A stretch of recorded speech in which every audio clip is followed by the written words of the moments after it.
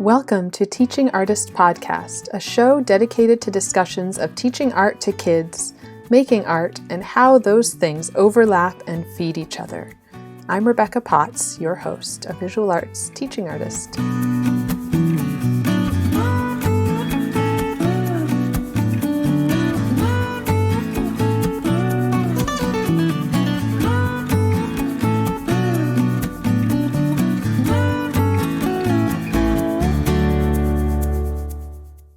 Hi. So before we get into this week's episode, I have a few things to say. I've been striving from the conception of this podcast to seek out diverse voices. White women make up the majority of our field in arts education, and so far the majority of my guests. I'm white.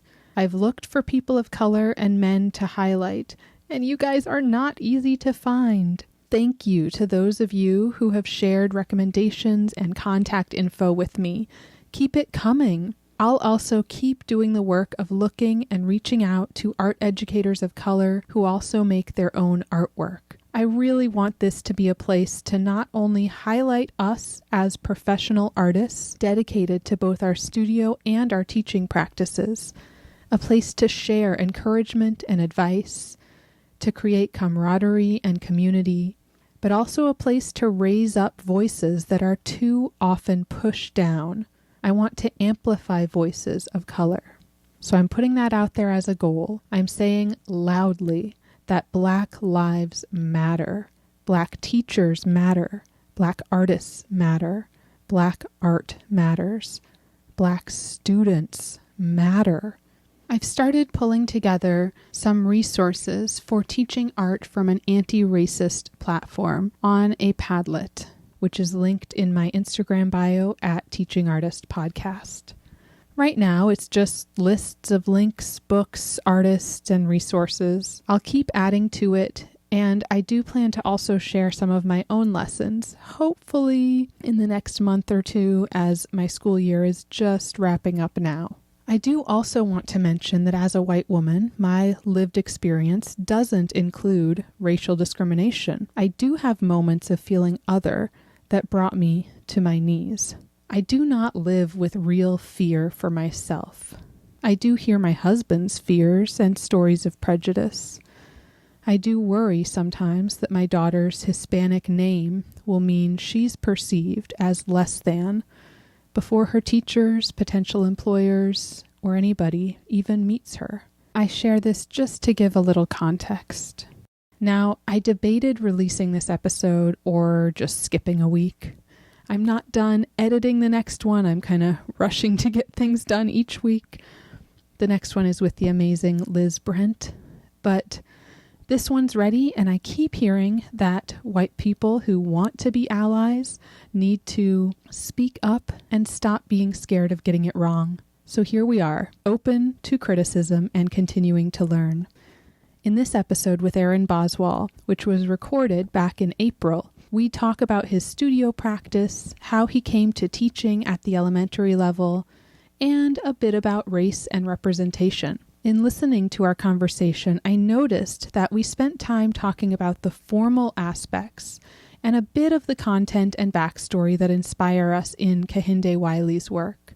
We didn't really get into the discussions we have with kids around his work. How do we as white teachers present the work and facilitate discussion?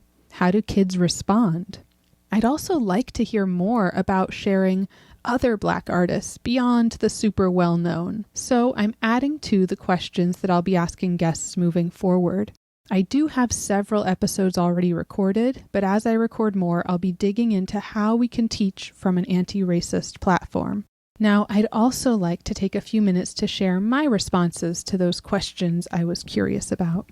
I'm still reading and educating myself, but as I plan my curricula each summer, I make a chart for myself to explicitly track the artists I plan to share. It feels a little uncomfortable noting their race, gender, sexuality, disability status, all the things that I've been taught to ignore, to be colorblind. That colorblindness is part of the problem. I can't ignore systemic racism and expect it to just go away.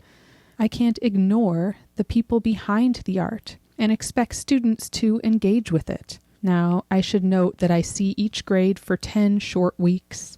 That's 10 50-minute lessons, 30 minutes for kinder. So I focus on sharing only contemporary artists, leaving the old masters to the classroom teachers. As I plan, I usually start with the standards and how to cover a variety of art techniques and media in my 10 weeks. I've also shifted towards tab, using a very brief 4 to 5 lesson boot camp. Although going forward with distance learning, I've shifted back to more project-based teaching, so who knows what's coming. As I look for artists to share when introducing painting or printmaking or sculpture, my goal with tracking them is that I don't end up with students only seeing white male artists. Every grade level needs to see themselves represented in the artists I share. They should be able to picture themselves in the canon of art history. I also work to show a range of artists so that students see people with different stories and backgrounds to their own. They should be looking into both windows and mirrors. Because the artists are living, I can often find video interviews with them. For each artist, I try to find and/or compile a 2 to 3 minute video of them talking or working. I want my students to see the artist and hear their voice and see their process. Not only does this give them a little reprieve from hearing my voice, maybe you guys need that right now too, and give them a different perspective. It is one way to bring those artists into the classroom with their own voices, not through the lens of my white perspective. I then ask students what they noticed in the video, what stood out to them.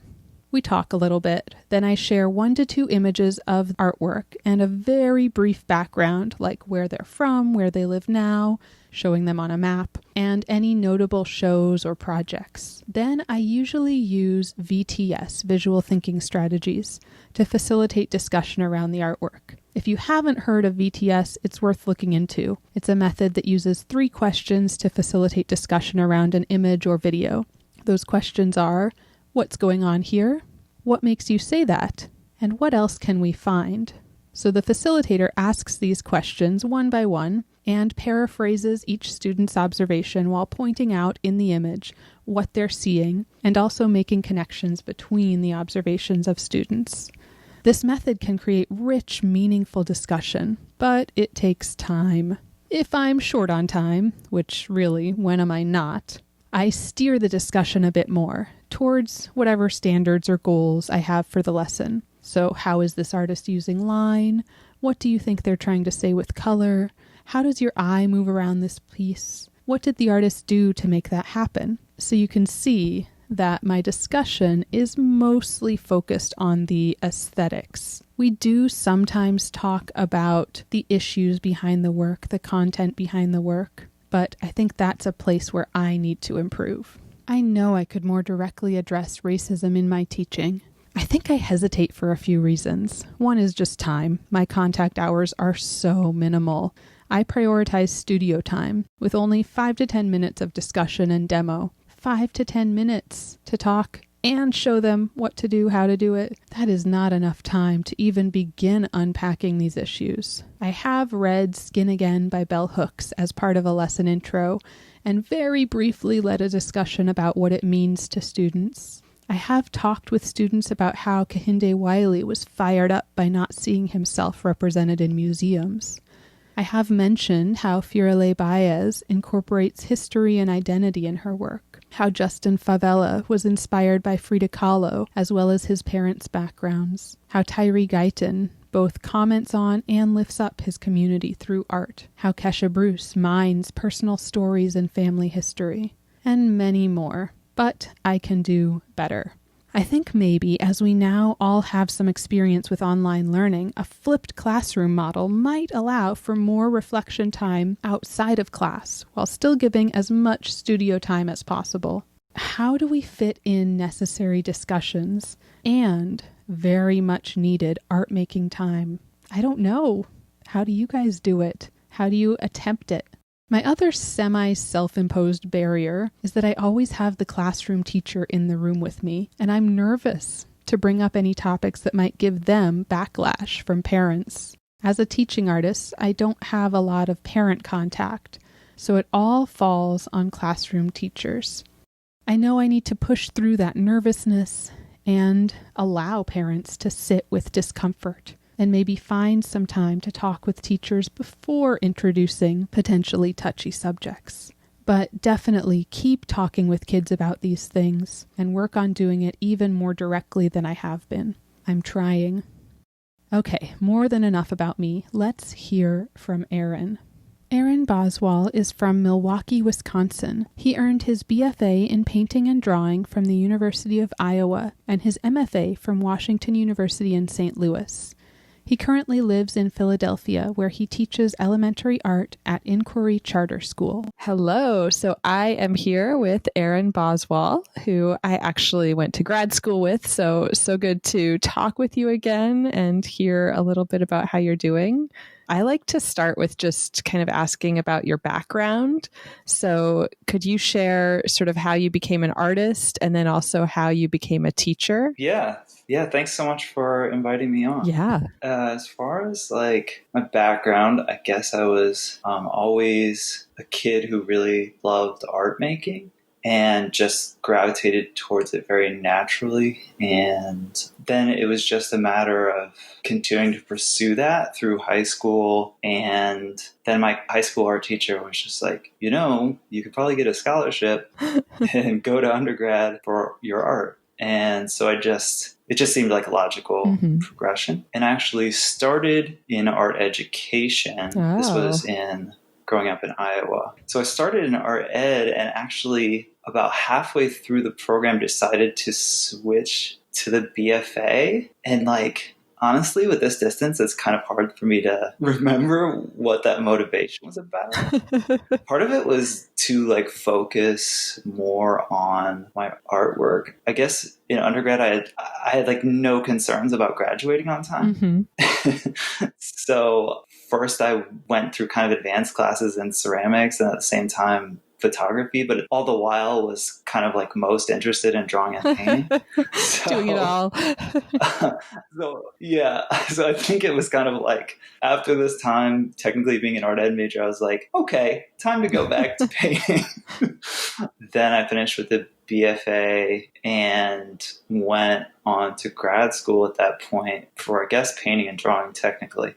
But definitely was experimenting with other things at that time too. Yeah. Yeah. And that's basically where I was at that point. And I definitely was TAing in graduate school and really enjoyed that. And I guess part of my motivation for going to grad school in the first place was the idea that I could teach at a university. And to me, that seemed like a great career and a great way to still have the support and be engaged deeply in art making. Yeah. But then it was kind of at the end of grad school, or just in finishing the couple years after, seeing peers really, it felt like we're really in the rat race of trying to find what ultimately were adjunct teaching jobs. And then often in a sort of relationship, obviously this is something that's really thought about and written about right now, about the plight of the adjunct instructor in the United States.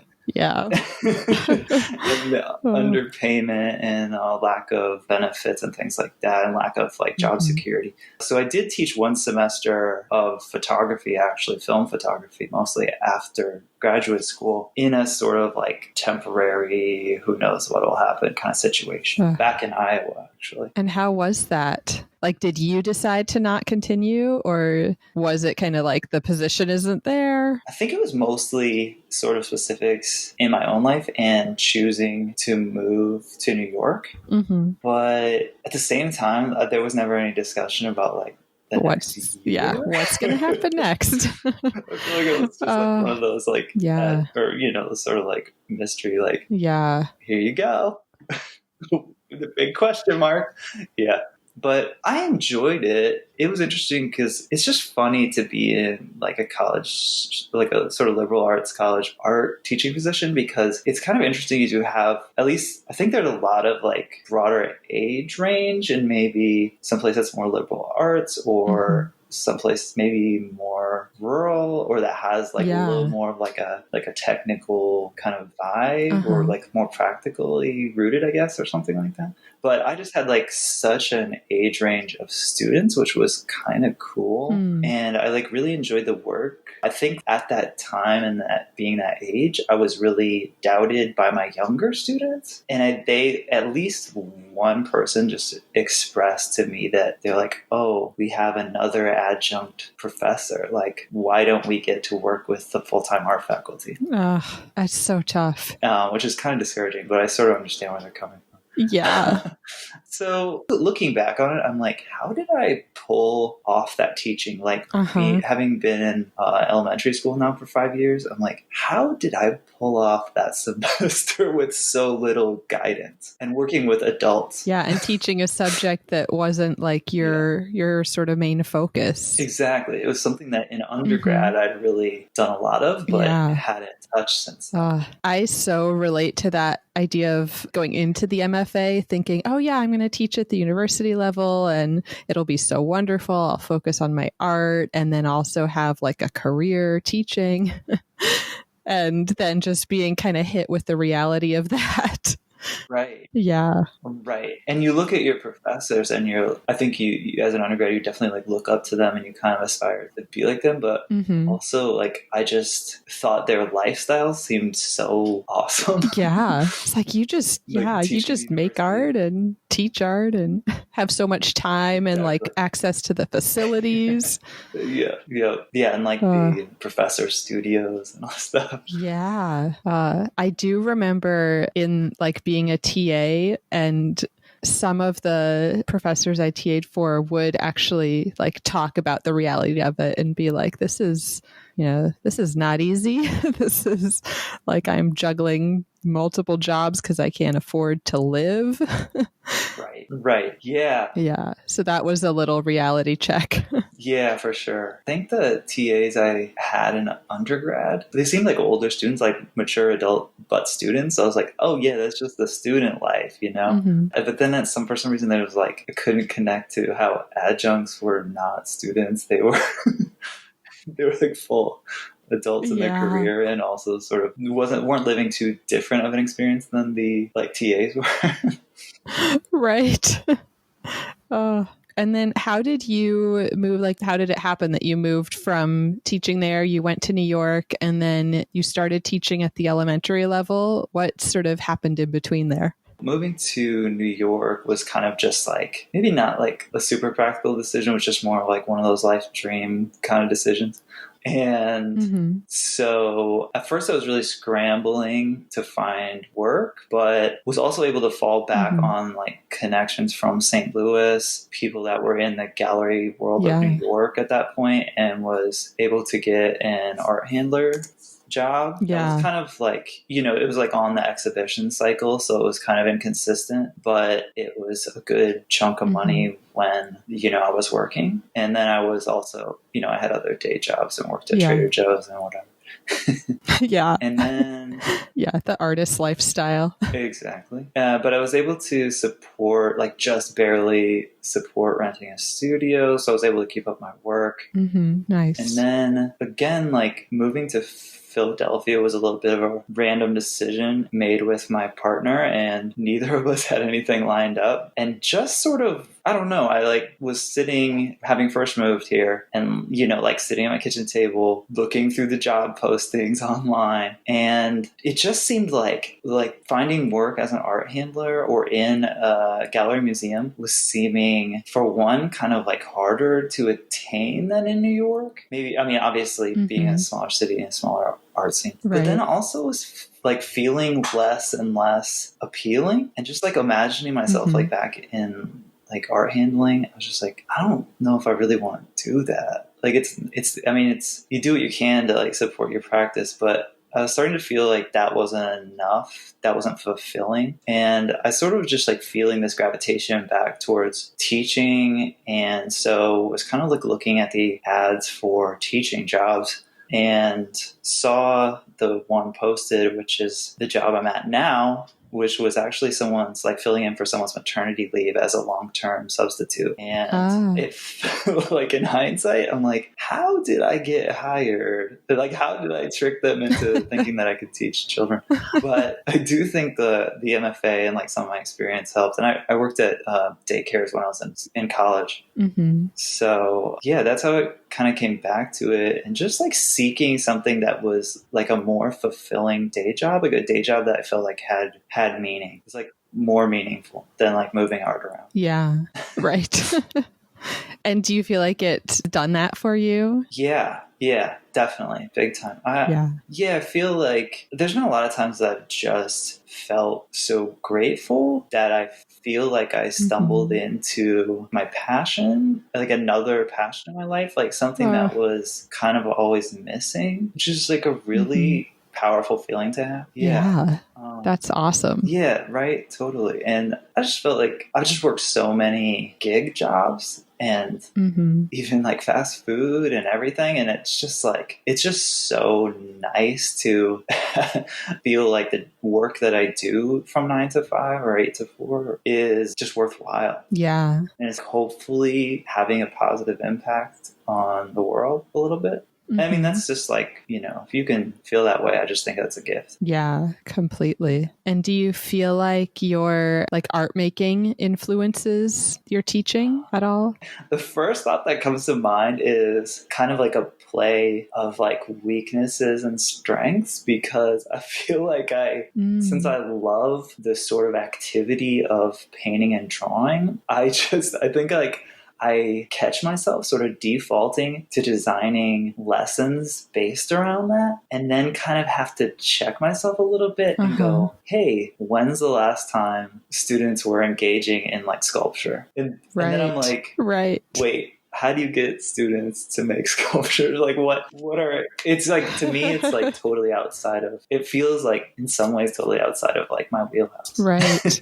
So I don't know. That's a funny impact on teaching. Yeah. And do you feel like, is it harder for you once you actually are like, okay, I'm making this sculpture lesson, I'm going to teach it. Is it harder for you to teach those lessons? Yeah, I think it is sometimes, because I feel like when I'm working with students in like a painting and drawing kind of capacity, then it's just like so natural. I can just see what they're doing so much faster, and I can see the potential, and I can see mistakes, if you can call it that. I mean, it's so hard to say sometimes with children. Yeah. Or like more, I guess better way to put it, like ways to improve to like drawing, for instance, or like technique or whatever. It all just like comes to me so much quicker. And I think sometimes with like sculpture, for instance, I'm just like, looking good.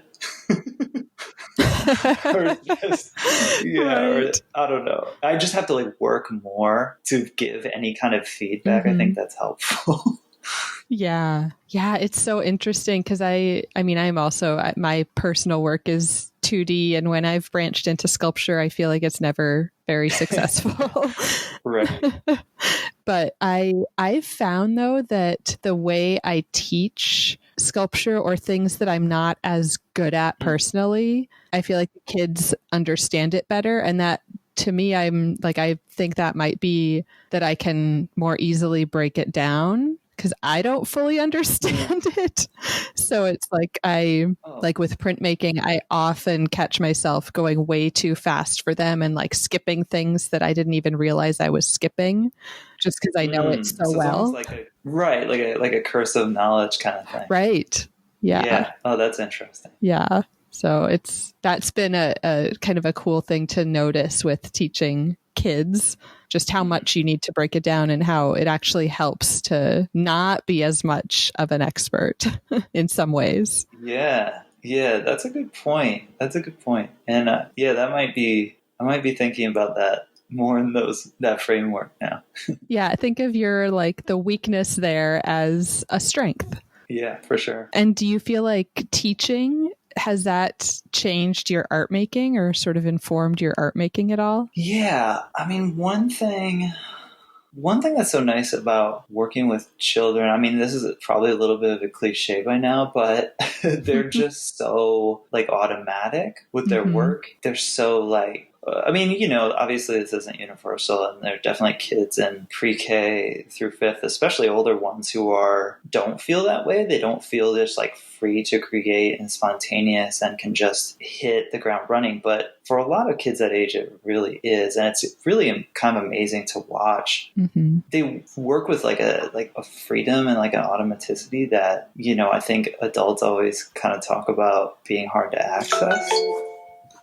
And so I do think that I do have these moments in the studio where maybe like, I mean, I paint pretty like very representationally, but I feel like I have these moments where I kind of like let myself go into like abstraction in a little different, like freer way. Yeah. And I do sort of wonder if that's partially influenced by like working with children day to day. Yeah. Which is pretty cool and fun.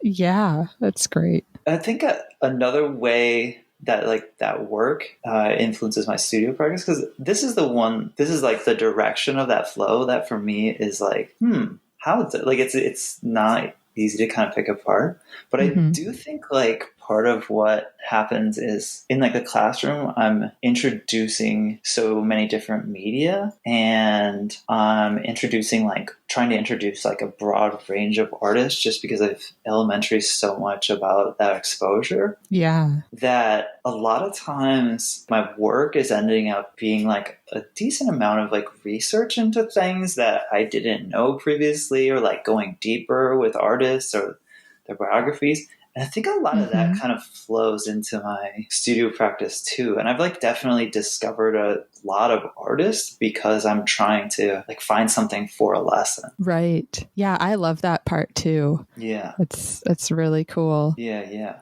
I do think there's something else that happens just in like being able to spend so much time around like a bunch of children engaging in art, because you realize how much they see everything with like new eyes, that they're seeing so much of this stuff for the first time. And I guess sort of relates to what you were saying about like, you know, something so well that you might like skip steps in instruction. Yeah. It's like they see so many things fresh, and I do think that maybe hopefully that kind of rubs off on me, and I'm able to like, I mean, I do think that's something that like a lot of artists have in common, is like this awe at the world for like these things that a lot of people maybe don't notice, or that seem really common, that artists will be like, oh, wow, interesting. And that is like sort of this like childlike vision in a way. Yeah. I mean, that's what artists are, like the ultimate observers, right? Right. Yeah. So yeah, I mean, at the least, I definitely really enjoy like seeing the world through their eyes for a minute, or just like the oh wow, that, you know, they'll express at like something that most people would be like, yeah. But they're like so in it and like, you know, so amazed by these things. Yeah, it is really cool when, I mean, it's happened to me when it's like showing them an artwork that they really respond to, or even like a demo, like a technique that they're just like, oh my God, that's how did that happen? Yeah. The littlest kids with something as simple as like wax resist. It's like, oh wow, look at, it's magic. Yes, totally.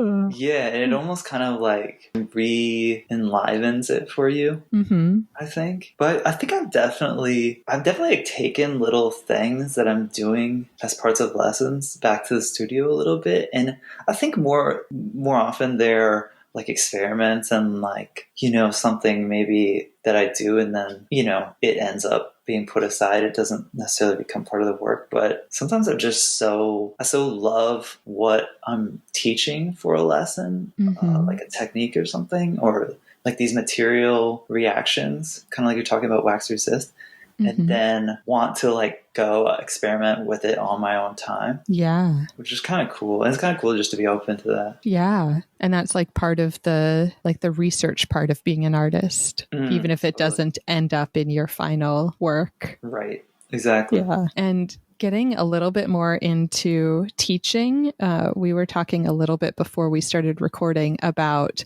teaching right now and what that kind of looks like. Would you want to talk about like how your teaching has shifted during this pandemic and kind of what's happening there? Yeah. So the small network that I work for doesn't have a curriculum for enrichment. And so it's kind of a blessing and a curse. But usually I consider it a blessing to just be free to be fairly creative with that.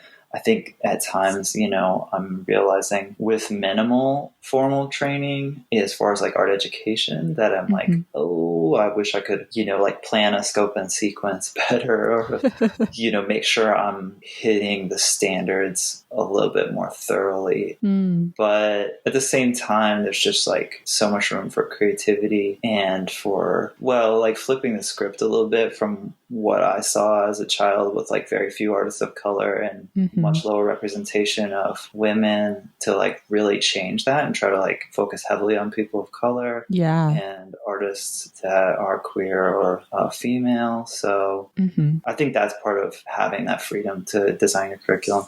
But in terms of like this home learning now, the like lack of a curriculum, I guess is sort of like exacerbated the side of it where there's like a lack of structure. And I guess for everybody, it's been like developing day by day, week by week and changing.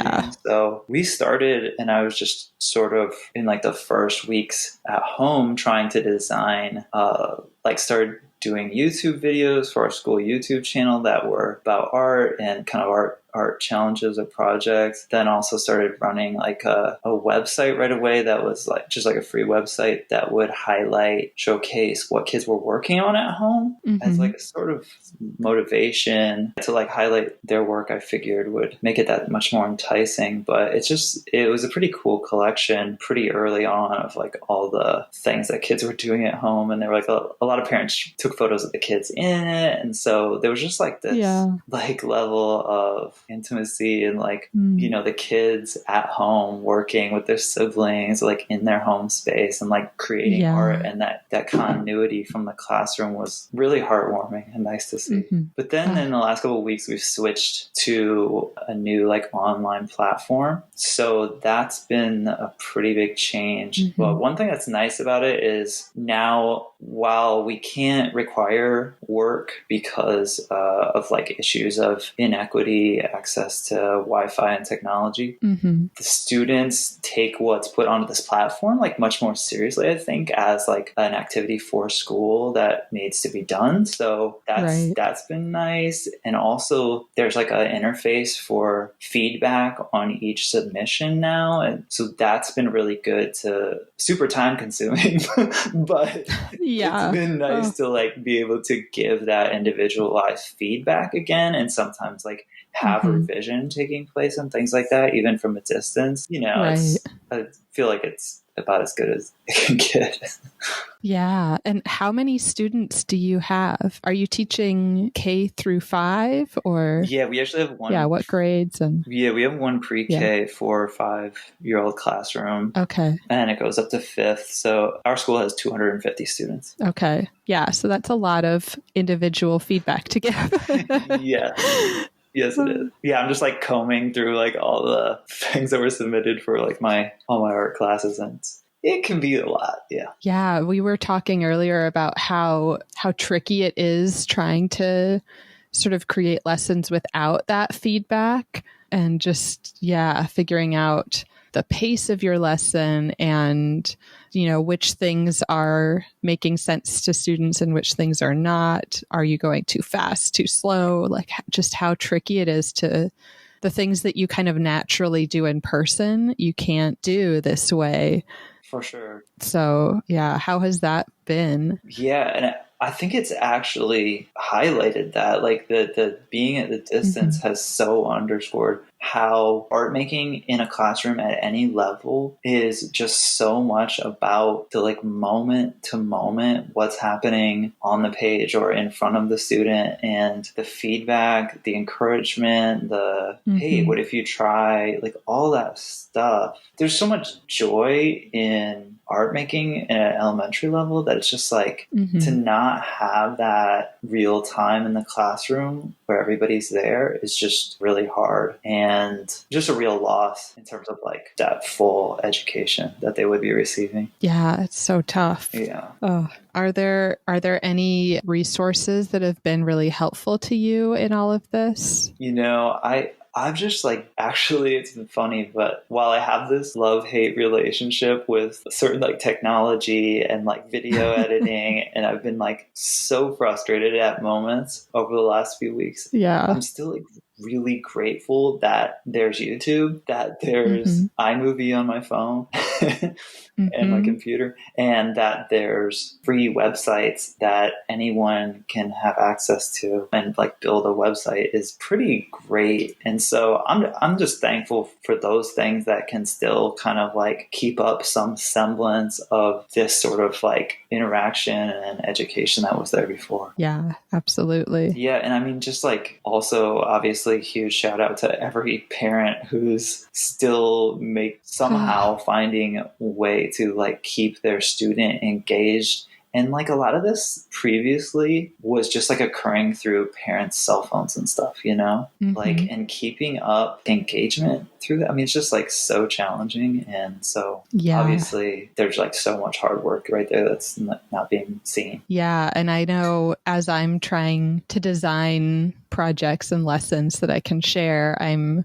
also trying to think, okay, how can this be done sort of independently with very minimal materials, without a lot of parent involvement, just knowing that as a parent myself, the parents are like trying to work and juggle so much right now. Right. So yeah, definitely huge respect and gratitude towards parents that are still making sure their kids are doing some art and getting to be creative. And yes kind of like I feel like they're kind of using, like, creativity is so important right now as a way to just kind of either get out of your head and just be like relax and have time to just make, or as a way to kind of process some of what's going on. Yeah, absolutely. Yeah, and I've been really thinking of it that way too, and just like hoping that I think a lot of students are going to, as long as they have access to some kind of materials or even like a drawing program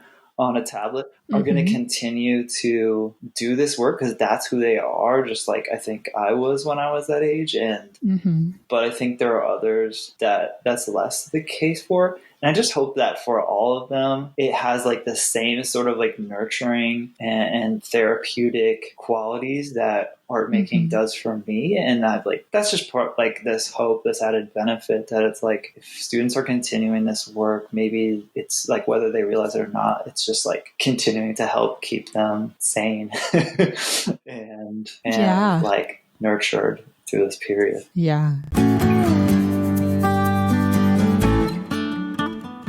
Would you want to describe your own artwork and kind of what you've been working on? So my work is predominantly in watercolor these days and kind of larger scale, a lot of like 22 by 30. Ooh, and nice. It's representational. Usually it's pretty realistic. Usually it's from photos that I've taken on my phone and a pretty like direct translation. And I guess one interesting way that like my teaching work has influenced my studio practice is that kind of my general artistic practice, part of it for like the last I don't know, probably more than 10 years has been just this like eye, as like I think a photographer would, like this eye for the world every day, and like these normal moments when you like notice a certain thing and you're like, and you want to take a photo of it. Yeah. So that is also, that kind of takes place at work too sometimes through teaching. Like there's a project that I haven't actually realized yet, but I've been collecting photos for forever of things left in my classroom. So like barrettes or, like little animal figurines and like earrings and like all that stuff that turns up. And I just kind of like want to do like an image of like all this stuff together.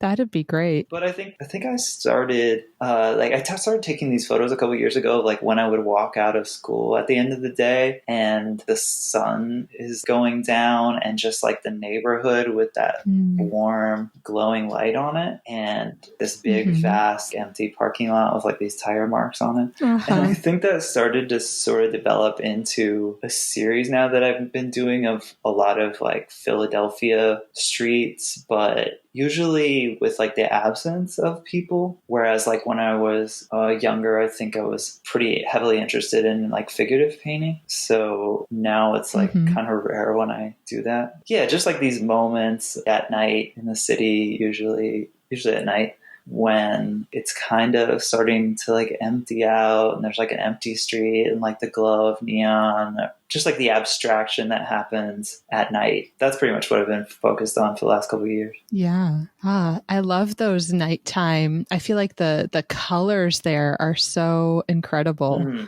and kind of capturing that is not an easy thing. Yeah. Like the colors definitely are really interesting, but yeah, I think like the last handful of months, I've really been realizing how much the night, like the evening and night, but maybe more so with like the like twilight, like really abstracts space in a big way. And I've just been really enjoying trying to transfer that onto the page. And just like I was saying before, just like kind of letting myself go in the abstraction, which is really fun, kind of like balance or counterpoint to really laboring at representing something accurately. Yeah. I know you weren't doing so much watercolor back in grad school. How was that shift? When did that kind of shift happen? Or were you doing a lot that just wasn't like part of your thesis? Yeah. I was starting to, I guess, experiment with watercolor a little bit in graduate school, and mostly just like, well, it's funny because I was like doing it on gessoed paper, so it wouldn't like really saturate, and the color wouldn't saturate into the paper. And then I even had a professor like, why don't you do this on untreated paper? Then it could really saturate, and you could have like so much more bandwidth, I guess, of what the paint can do on the paper. And I was kind of like, I don't know why I would do that. Because I don't know, there's something about it that was just like so thin and like you had one shot. Like I do feel like watercolor can work a little bit despite its like reputation as you only have one chance to get it right. I do think you can really layer up watercolor and things like that. So yeah, there was something though that was fun about just like having one shot and then it's there, and I don't know, it looked kind of like thin, and it reminded me of certain like self-taught artists like Henry Darger or something. But I was using a lot of black tempera too, which was kind of cool just because it made such a rich black. But then looking back, I'm like, every painting has a super thin watercolor and then deep black oil, which is kind of funny. But yeah, but I think I just kept following those like experiments into just really loving watercolor. Also like just really love not being so messy because I was an oil painter in undergrad. Just like it's really nice to have a studio that's a little cleaner, that doesn't have oil paint smeared on things, that stays wet for a week. Ends up on your clothes. And kind of like reducing the toxicity, I think. I had like a pretty good professor in undergrad, which it seems like maybe some students don't really get. That was just like, so today we're just talking about all the toxicity and negative health effects of all of these chemical or, heavy metals and things that are in paint typically. And I don't know, maybe just sunk in more, but trying to like get the cadmium and things like that, lead, out of my studio. And yeah, there's just something nice about coming to it and it feeling more, I don't know, like neat and clean in a certain sense. Obviously this is like doesn't have anything to do with what it looks like, but right.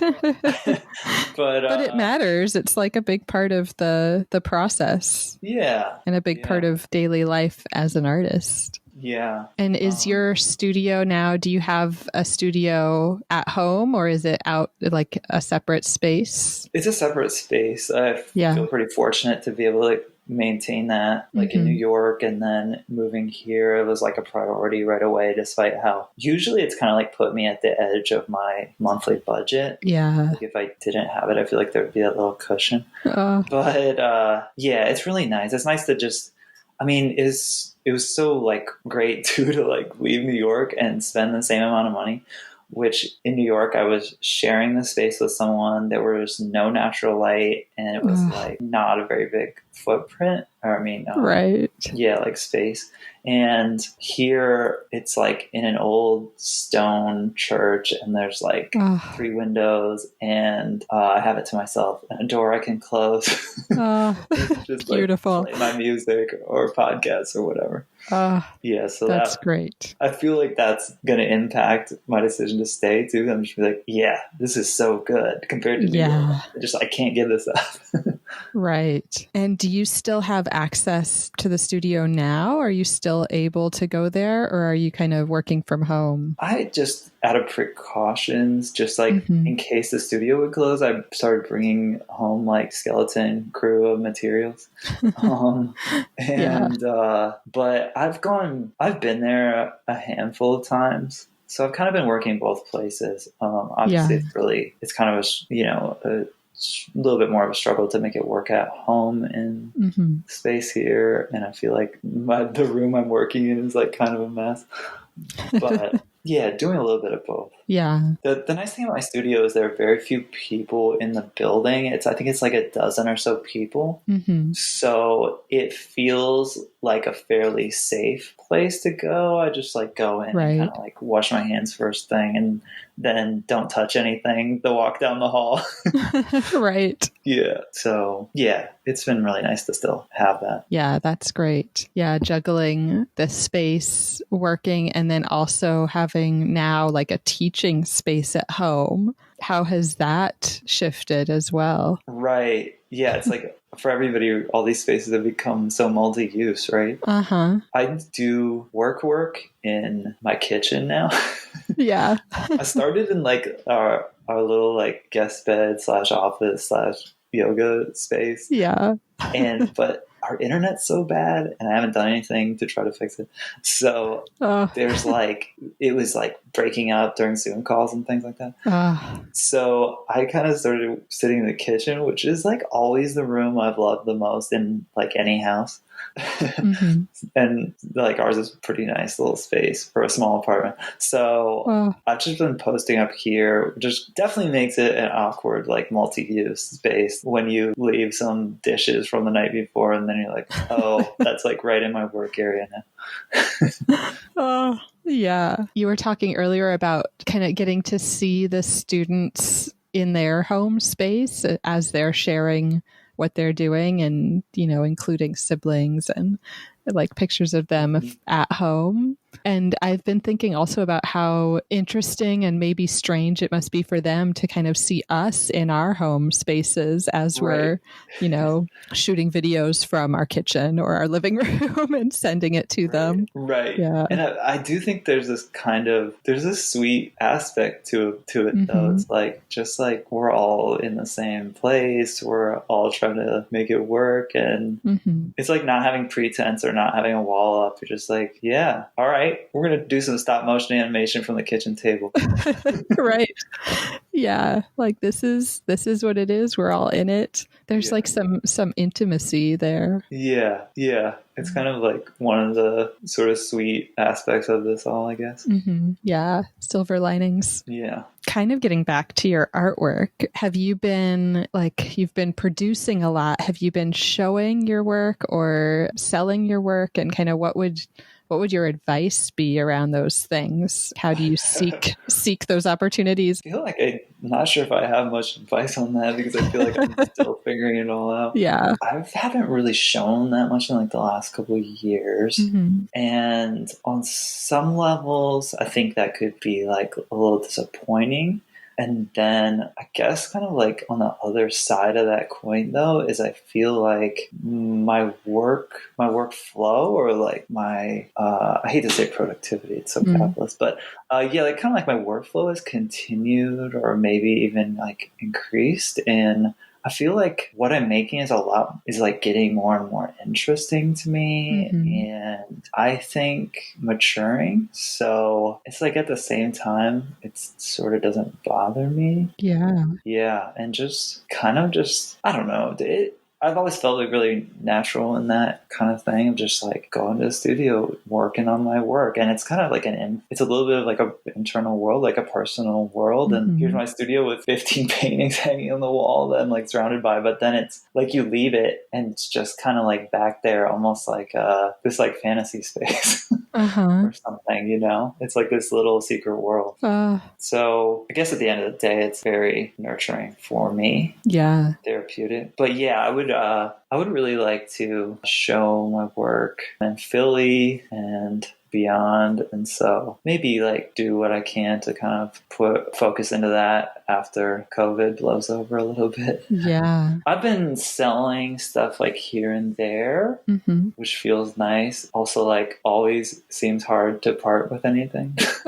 Yeah. Yeah. Do you feel that same way? I feel like some artists are just like done out in the world, no problem. But I don't know. I feel so attached to everything. Yeah, I've been trying. I mean, I'm kind of similar that I haven't shown or sold a lot. I'm trying to ramp that up now. Yeah. But I've also been trying to not be super attached. There's certain things that I'm more attached to. Of course, that's probably like every artist.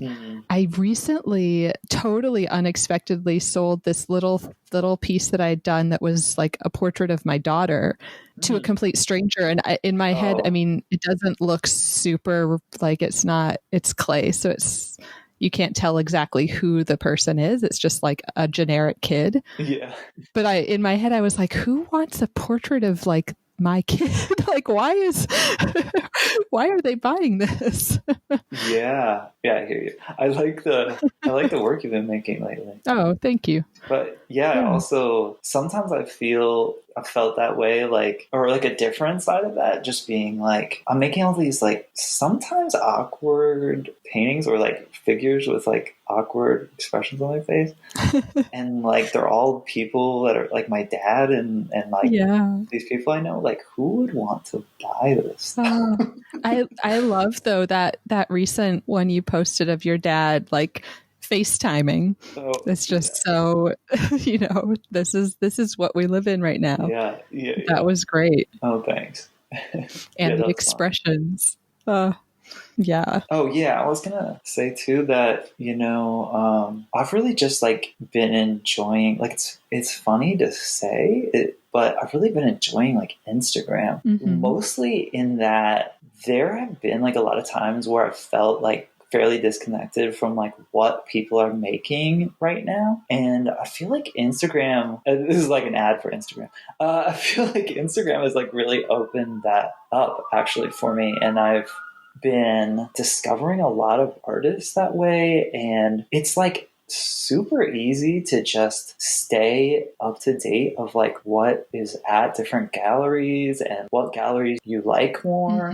And what interesting work is being made. I've just like really actually been like enjoying that a lot. Yeah. I mean, I feel like it's a double-edged sword. Like I've been enjoying it too, but then it's also such a time suck.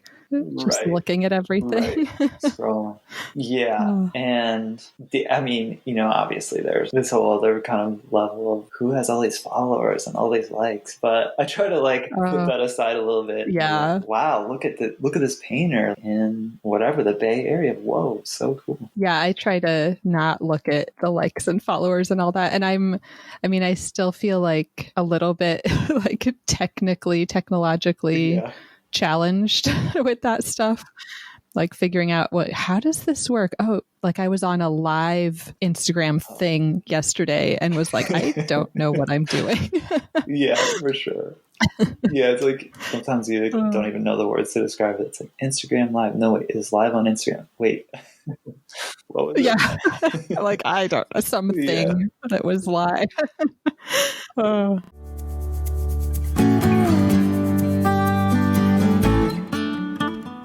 I did like a 1-year certification program last year, teacher certification, Oh, and they cool. have you getting used to it right away and recording yourself teaching. And it was so hard to watch those videos at first. And I was like, oh, why do I make that Oh, weird facial expression? Like, oh, geez, why am I waving my hands around so much? It's like so hard to watch or listen to yourself.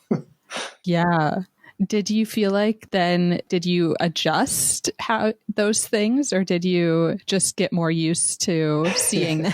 I think I definitely adjusted it. I don't know how much was coming out of self-consciousness versus like trying to Yeah. be a better teacher, but it did get easier. I mean, they said that from the start, and once you do it enough, I think it's a little easier to do. And now, like making YouTube videos for my students, I think it's kind of similar. It's like at first it's pretty hard to watch it back, Yeah.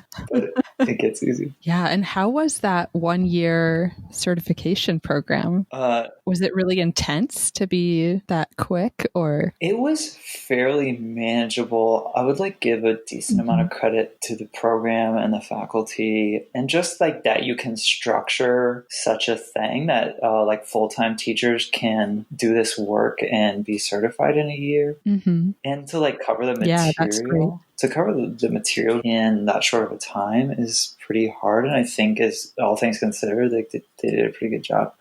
But at the time, it felt like I had no time. It felt like I didn't have any extra time to, like, it just felt like it was tight for the studio, like free time. It was just a little hard, but 1 year, right? You can do a lot of things for a year. Yeah. And thinking more back to your practice, have you struggled at all ever with like creative blocks? And because that's a question that I feel like a lot of people ask, sort of how do you overcome creative block? Sure. Yeah, I think that's always a great question. Just always something that everyone kind of deals with in some way or at some time.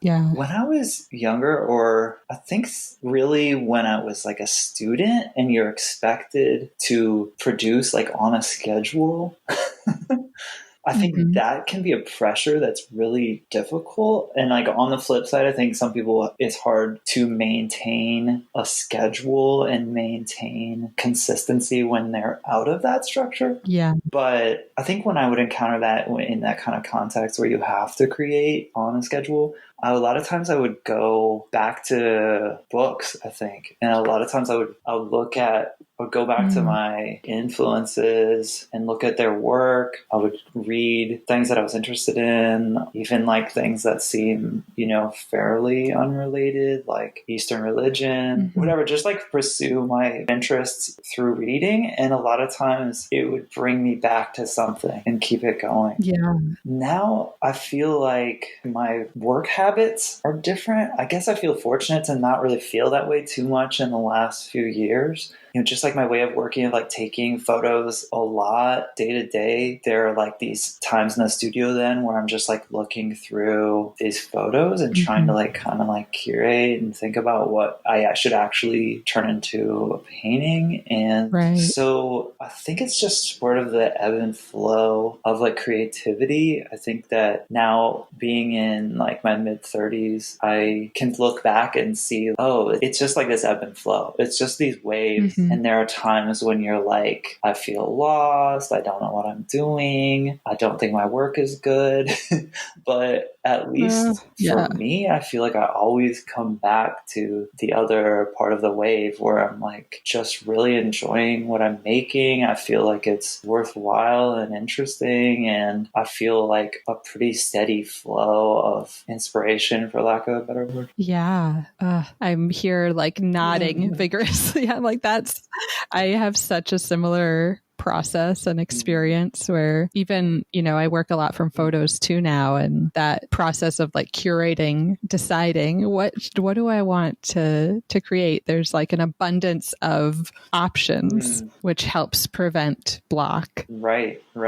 Yeah, but I love that idea too of thinking about it as these waves, and that, that does come with experience, that, even if today you're feeling like, my work's not that good, I don't know what I'm doing, it might be tomorrow, might be next week or next month, it'll come back and you'll feel like this is all, I'm doing some cool stuff. Yeah. And like, how do you build up faith in that? I mean, especially when you're younger. I mean, I think like I've had a few crisis periods, and one of them was in grad school where I was like, I don't know if I want to be doing this. I don't know if this is how I feel that I'm contributing to society or what have you, like in grad school. And that was like a really hard place and time to like have that feeling. But I mean, I know it's definitely case by case, but I do feel like I have more of that faith now that's the way it goes. And I think just like on a little bit more of a like spiritual level, I think that's how a lot of things go. You're not always going to feel happy. You're not always going to feel sad. You're going to like ride the waves of emotions and harder weeks and times where you feel like really great and times where your artwork feels really great. Yeah. But I think especially maybe when you're a younger artist, it's a little bit more extreme. Either like I'm an artist or I'm like a failure. Right? I'm not going to do it. I can't do it. And I think if you can have the courage to continue, then it just always is changing. And there's a lot to look forward to. I love that. And kind of needing to have that courage to just keep going. And like you've kind of dedicated yourself to like, I'm going to have a studio space, even if it's stretching a little bit the budget and the time, it's worth it. It's something that you need to do. Yeah, right. Yeah. And I wanted to circle back to the idea you talked about a while ago in teaching of representation. And I love that that's a focus in your developing your curricula and developing which artists you show to students. I just feel like it's so important for students to see themselves. The organization I work for has a yearly theme that they kind of use as a guide in developing curricula. And it's always a very loose theme. But this year it's windows and mirrors. Whoa. And there's been a few articles written about this idea in literature in teaching that you want when you're showing students a book or whatever, you want it to include both windows for them. So looking out of themselves, seeing a new culture that they maybe don't know, or identifying with someone that's not like them. But then you also want it to include mirrors, like reflecting themselves back and seeing themselves in the characters or in the artists that we share. Yeah. And that just how impactful that is for them. Yeah, for sure. Oh, that's cool. I don't know if I've heard it put that way or coupled that way, but that's really nice. Yeah, I really like that. I think maybe it's just as visual people, like I really responded to that as well, that idea of windows and mirrors. Yes.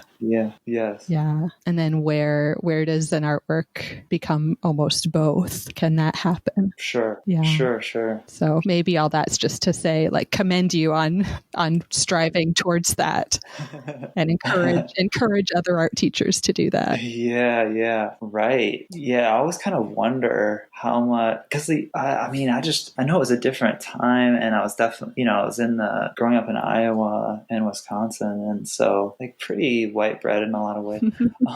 But I just wonder how much that has changed across the board in education, and I just still wonder if things are like progressing that much. But the windows and mirrors makes me think. I mean, I think about Kehinde Wiley a lot, and I think I show him maybe getting to be too much. But he's so great. He's so great, and it's just like that's kind of what he does, right? Like he takes he says like he loves Titian and like all these old like Italian painters and whatever, and you look at the work and you're kind of like, it's so stuffy. It's like these people in the court, with their dogs, and it's just like, what? And like, what drew you to it? But to see him then just kind of like take so much of what he loves, but also, flip the script and bring in this whole other element of, the Black man or woman today. It's like, he's like still paying such a tribute to what he liked, while at the same time like remaking history. And there's these cool elements of patterning that to me a lot of times look like Islamic patterning, or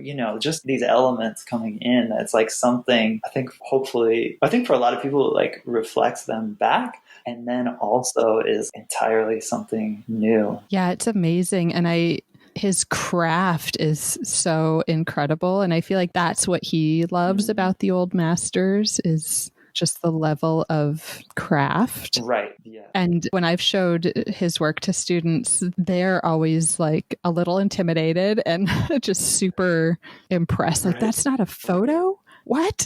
How did he do that? Right. But yeah, and I loved, there was some quote from him that was talking about how when he was a kid, he like went to art museums and didn't see himself. Yeah. And that was kind of an instigator, a catalyst for him wanting to put people like him into museums. Right. Yeah, this was one of the last things before school was put on hold. I was doing a lesson based on him, a self-portraiture project. And I used that idea and kind of, asked students what they thought about that kind of his idea of doing that. Yeah, really interesting. Yeah, I love his work. And last year I showed him and Amy Sherald. Nice. These are the two artists that did the most recent presidential portraits, and students, really responded to that. Yeah. And just how different there's like similarities between the two, but how different they also are in the way they work and right. sort of what their focus is. Yeah, right. And how the figure's presented, for sure. Yeah, like how she deals with color is so interesting. Yeah, right. Yeah, and it's like so great actually to live in this time where it's starting to be where you don't have to dig so deep to find these artists of color who are really appreciated and at the top of their game, and being highlighted by like presidential portraits. Yeah, and I mean, I feel like there's still a long way to go, but also seeing all of the sort of support out there right now for women, for female artists. Yeah. Right. Yeah. I feel like 5 to 10 years from now, it feels like things will be noticeably different based on like that support that's going on now, like you're saying, and for artists of color too. I hope so. It's cool to have that freedom in what you teach. I know I have a lot of flexibility as well. And I kind of come in, I only see each grade level for 10 weeks. So I have a short little time with them. And the rest of the year, they're with their classroom teacher for art. Okay. So I feel like I don't really teach any of the old masters at all.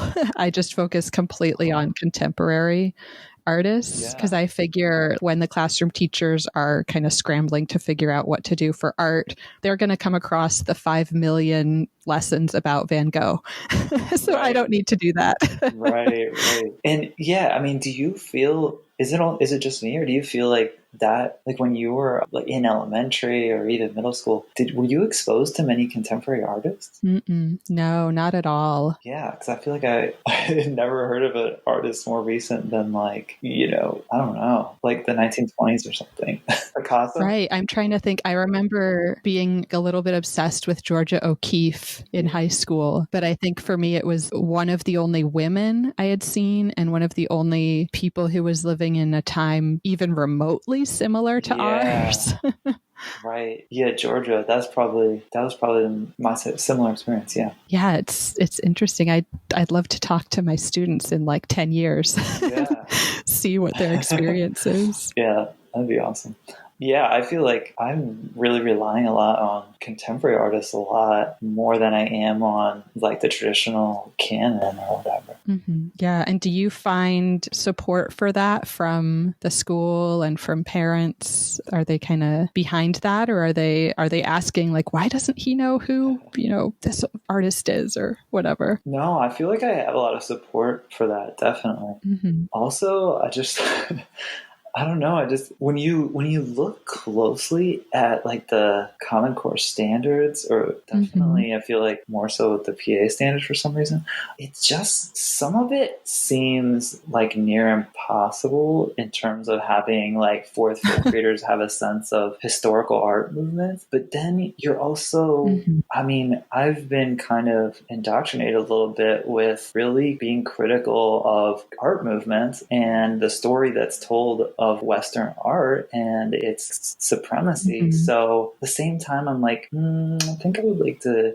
I'd be much more interested in changing that story than teaching it the way it's supposed to be.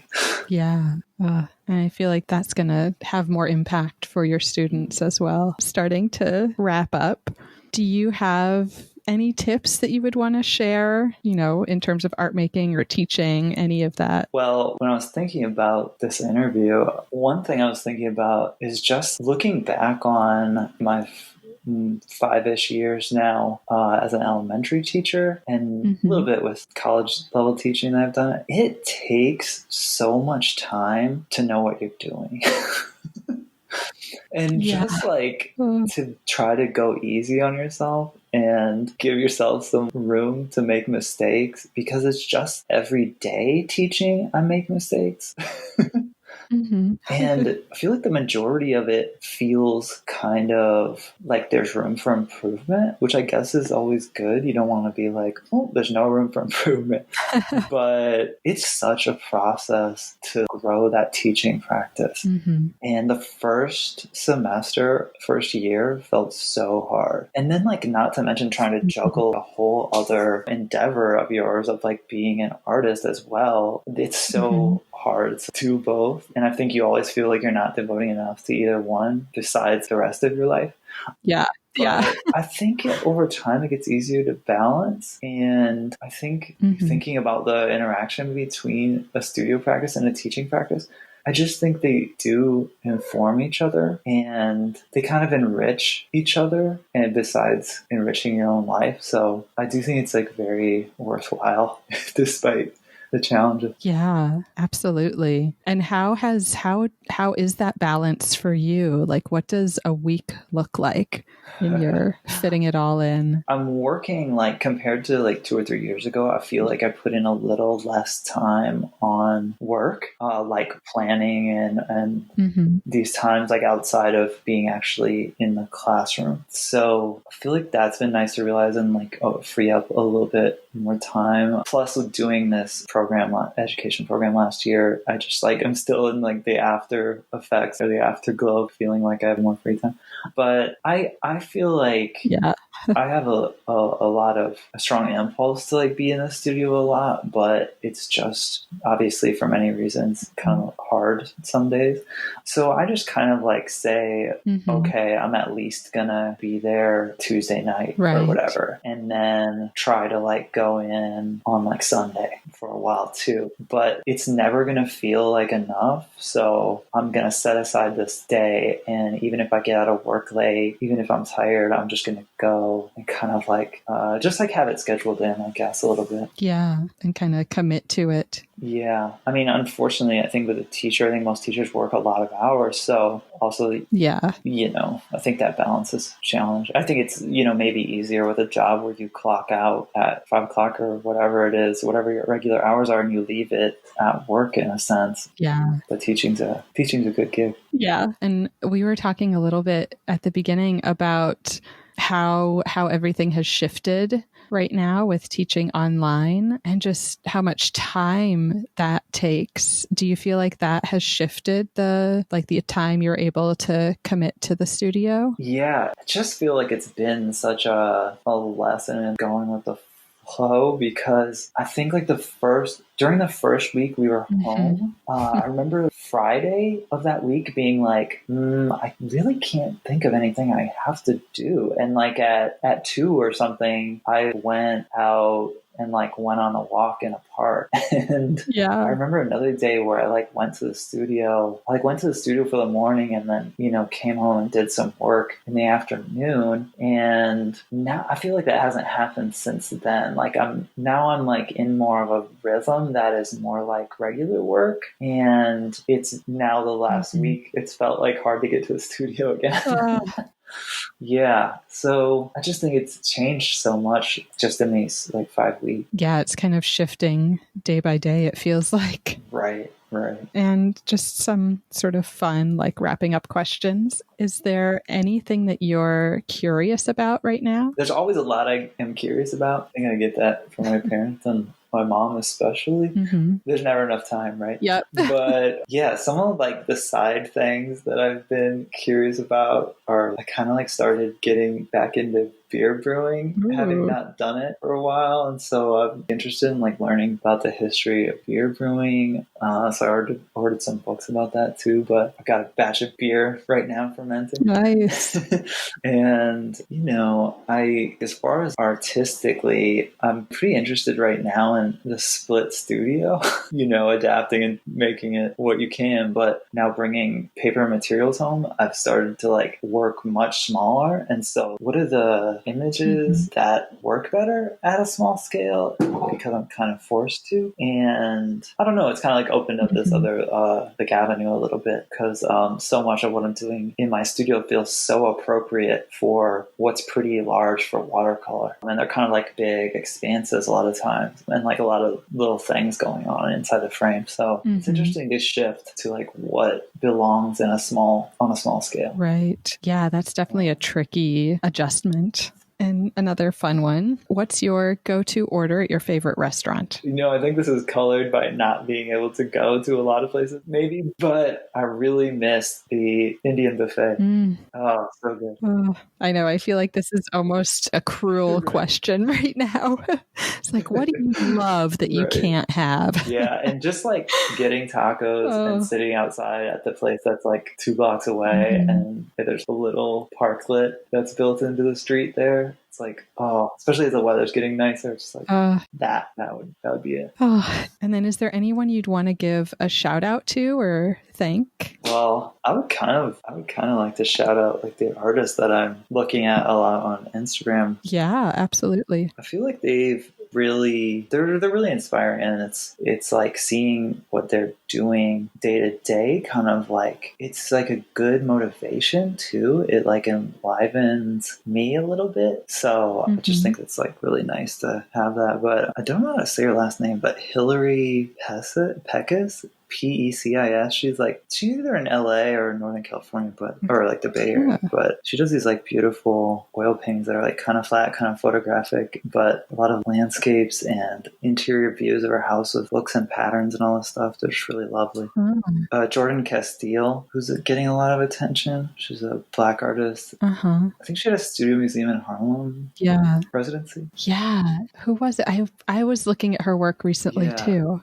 I'm trying to remember where, but yeah. And I'll like link to all of these people. Cool. Yeah. Like a lot of sort of like intimate, figurative kind of work, and like people just like on the street and like people hanging out. They're just like really lovely. And then I've been loving this Brooklyn-based artist. Again, like I'm not sure how to say her first name. Jordan Sally is her last name. But she shows with Stephen Harvey projects downtown New York. And they're just these, again, like pretty intimate, kind of awkward in like a really beautiful way, paintings of people out in nature, in the woods and in like water and like reflections, and they're just pretty exquisite. Awesome. Louis Fortino, who's also like gotten a lot of attention the last couple of years in New York. He's like a gay artist, and a lot of just like part of this, what seems to be a little bit of a movement of like really representing people who are queer, like at home and like nudes and like intimate with their partners, and just like these beautiful in a really quiet way, like kind of radical. And his are like full of pattern and this awkwardness that's really lovely. Okay, I'll leave it there. Awesome. I love it. And then where can listeners connect with you online? Right now, it's basically through Instagram. So it's at Bos-Wahl, Boswahl. Cool. Well, thank you so much, Aaron, for taking the time and sharing. Thank you. This was really nice. Yeah. Yeah, I loved our conversation. Me too. I love the idea Aaron brought up of looking with awe at the world, capturing the childlike vision of our students in our own practice. It was also encouraging to hear how he continues to make art and keep a studio through the challenges of time, budgeting, and self-doubt, realizing that there's a natural ebb and flow to creativity, just as there is to most things in life, is so helpful. I'll try to remember his words about keeping faith in the process and having the courage to continue making next time I'm in that ebb stage. Thank you, Aaron.